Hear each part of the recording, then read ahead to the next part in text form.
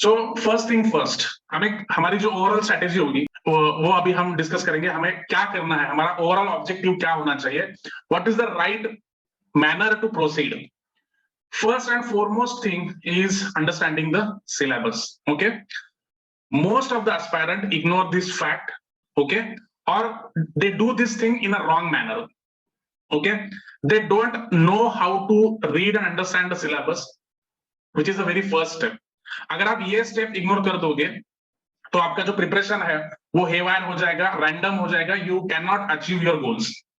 Okay, आप syllabus आपके पकड़ में ही नहीं आएगी, जो एग्जाम की प्रोसेस है उस पर आपको कमांड ही नहीं आएगी if you skip this step और if you do this in wrong manner. उसके बाद सबसे इंपॉर्टेंट एस्पेक्ट है कि understanding the trend. Trend analysis is most important. आप इंडिया में किसी भी कॉम्पिटिटिव एग्जाम को अपीयर कीजिए, चाहे वो यूपीएससी प्रीलिम्स हो या फिर स्टेट सर्विसेज हो, एमपीएससी हो, एमपीपीसीएस हो, यूपीपीसीएस हो, कोई भी एग्जाम आप कीजिए, आपको ट्रेंड एनालिसिस या ट्रेंड को अंडरस्टैंड करना पड़ेगा।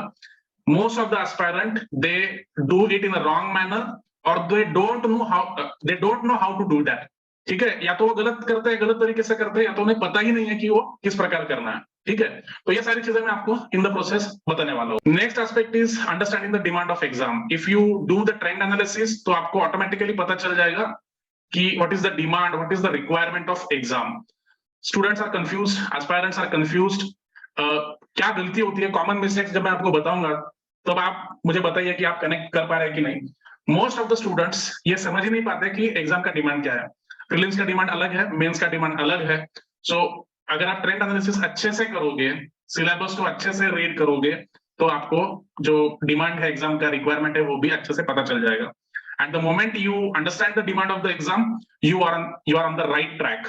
ठीक है, आपको फिर सिर्फ ऑटो पायलट मोड पे आपका स्टडी लेकर जाना है, आपको उसी डायरेक्शन में प्रिपरेशन करना है, तब आप सक्सेस की ओर राइट मैनर में जाओगे। इनमें से 3 स्टेप में से कोई भी एक चीज गलत हो गई तो आपका जो प्रिपरेशन है वो रैंडम चला जाएगा। Okay, the next aspect is minimum number of books and maximum revision. अभी ये चीज बहुत बार आपने सुनी होगी, बहुत लोगों से सुनी होगी, बट फिर भी कुछ लोगों का इस पे विश्वास नहीं होता है कि अरे ऐसा कैसे हो सकता है, यूपीएससी प्रीलिम्स है, इतना बड़ा एग्जाम है, मिनिमम नंबर ऑफ बुक्स से कैसे हम टारगेट अचीव कर सकते हैं। How can we clear UPSC prelims by using minimum number of books.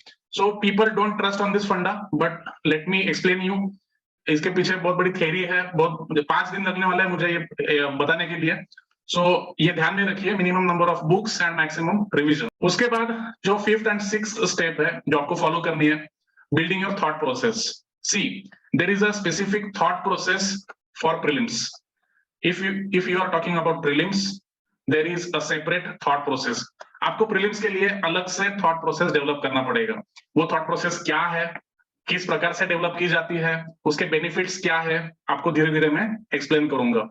अगर आप यूपीएससी मेंस के बारे में बात कर रहे हो तो उसके लिए भी एक अलग से थॉट प्रोसेस बिल्ड करना पड़ेगा।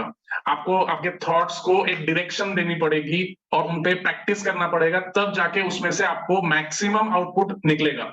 अदरवाइज आप पढ़ाई करते रहोगे, आप बुक्स को रीड करते रहोगे, आप क्वेश्चन सॉल्व करोगे, आप मॉक टेस्ट दोगे, आप हर वो चीज करोगे, बट उसका फायदा नहीं होगा, उसका आउटपुट नहीं निकलेगा।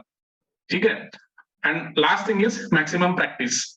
जो सबसे इंपॉर्टेंट चीज हम फोकस करने वाले हैं, जो हमारा ये 5 डेज का कोर्स है, इसमें सबसे लास्ट में हम स्कोर इंप्रूवमेंट के बारे में बात करेंगे। How to improve your score. Okay, step by step एक मेथड में आपको बताऊंगा जिससे आपको आपका स्कोर इंप्रूव होगा।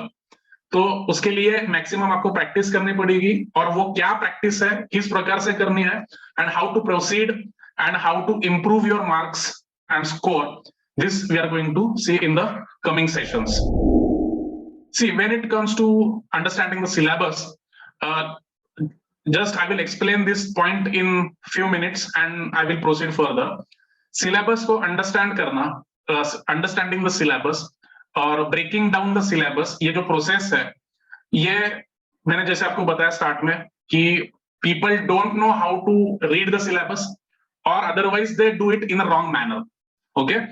सो आपके सामने जो स्लाइड है, इसमें यूपीएससी प्रीलिम्स एग्जाम का syllabus, UPSC prelims GS paper 1। So mostly हम बात करेंगे जीएस पेपर 1 के ही बारे में, जीएस पेपर 1 के ही बारे में हम बात करेंगे। क्योंकि ये बिगेस्ट हर्डल है।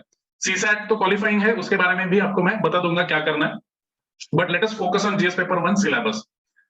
अगर आप ऑब्जर्व कर रहे हो, मैंने कुछ हाइलाइटर्स यूज किए हैं, मैंने अलग अलग कलर से अलग अलग कीवर्ड्स को हाईलाइट किया है। See, the most important thing in UPSC preparation is understanding the keywords. Keywords की समझ and knowing the keywords, having a good command on keywords is most important aspect of the preparation. Okay? और जो आपकी UPSC की preparation है वो keyword से ही start होगी, और पूरी प्रोसेस में आपको ये कीवर्ड्स ही हेल्प करेंगे। कीवर्ड्स का मतलब होता है इंपॉर्टेंट वर्ड्स, और अगर आप इंपॉर्टेंट वर्ड्स को समझते हो, उनका मीनिंग आपको पता है, उनका एप्लीकेशन अगर आपको पता है, then you are in a right direction. अगर आपको कीवर्ड्स पता ही नहीं है तो आप मतलब आपका रैंडम प्रिपरेशन जाएगा। ठीक है, आप करोगे सब कुछ, आप लक्ष्मीकांत पढ़ोगे, रमेश सिंह पढ़ोगे, इंडियन इकोनॉमिक सर्वे पढ़ोगे, बट उससे कुछ नहीं होगा until and unless you hit the bull's eye। आपको बुल्स आई हिट करना पड़ेगा, और बुल्स आई हिट तभी कर पाओगे जब you will focus on keywords. So the highlighted words are keywords. Okay, so current events is a keyword, national and international importance is a keyword, and see just observe the manner they have design the syllabus. उन्होंने किस प्रकार syllabus को design किया है वो देखिए। Current events of national and international importance, जब भी आप न्यूज़पेपर पढ़ोगे, जब भी आप करंट अफेयर्स की स्टडी करोगे, आपको नेशनल इवेंट्स, ऐसे इवेंट्स को फोकस करना है जो नेशनल इंपॉर्टेंस के हैं, ऐसे इवेंट्स को फोकस करना है जो इंटरनेशनल इवेंट्स पे फोकस्ड है।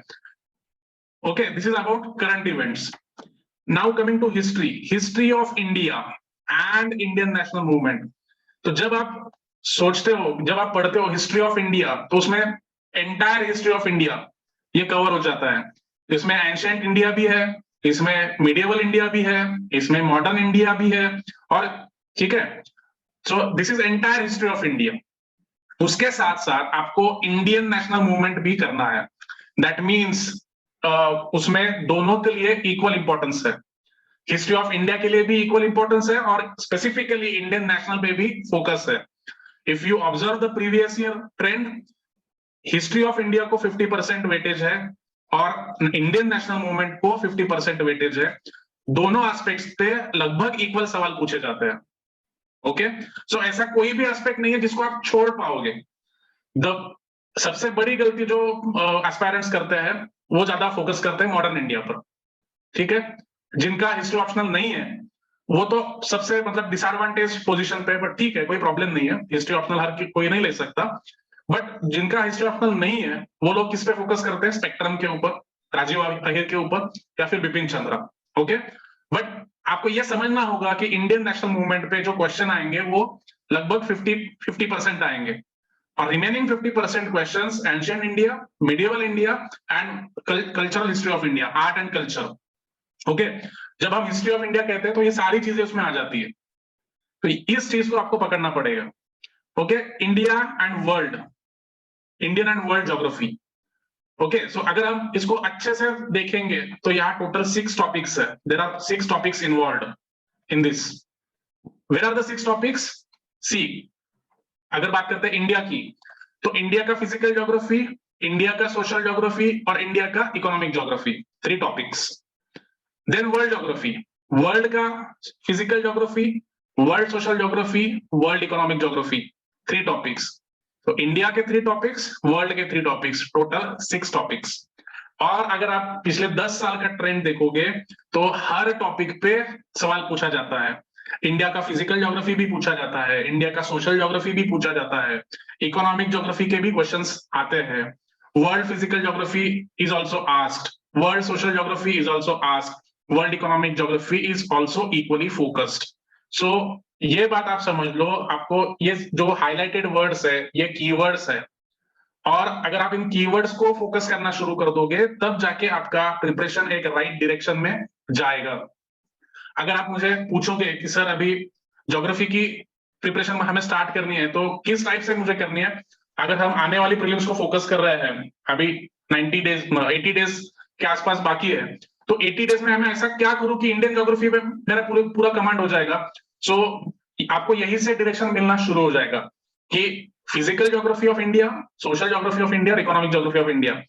आप अगर सिलेबस को टुकड़े टुकड़े करके पढ़ोगे, सेक्शन वाइज पढ़ोगे और पूरा सिलेबस कवर करने की कोशिश करोगे, तो आपको उसका फायदा होगा। ये जितने भी कलरफुल एस्पेक्ट्स आपको इस सिलेबस में दिख रहे हैं, एक बात आप समझ लो कि हर एस्पेक्ट पे क्वेश्चन पूछा जाएगा।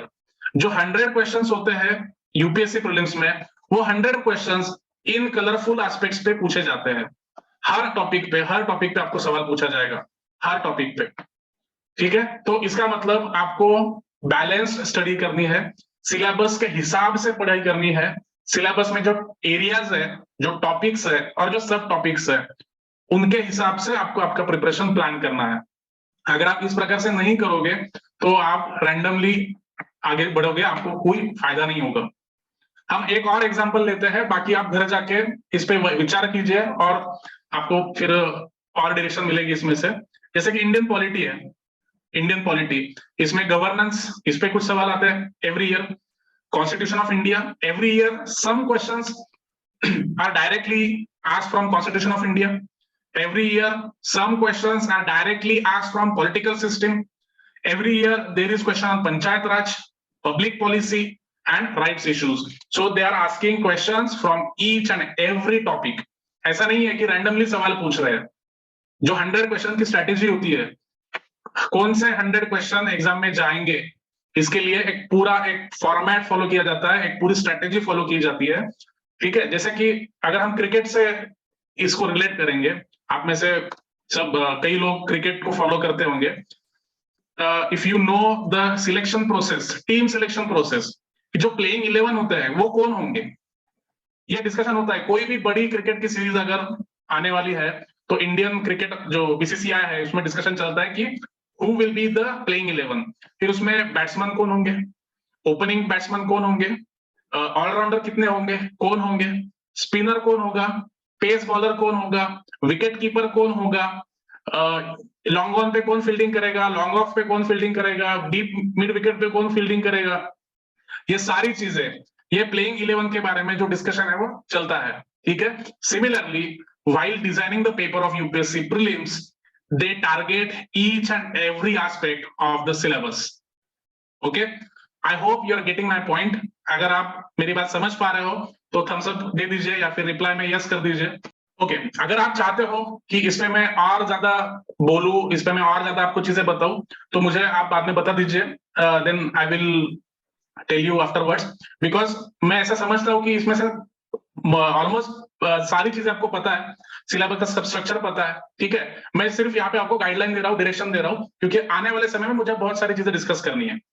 ठीक है, I want to cover many aspect in this session. So जो आपको पता है उस पर हम ज्यादा टाइम नहीं देंगे।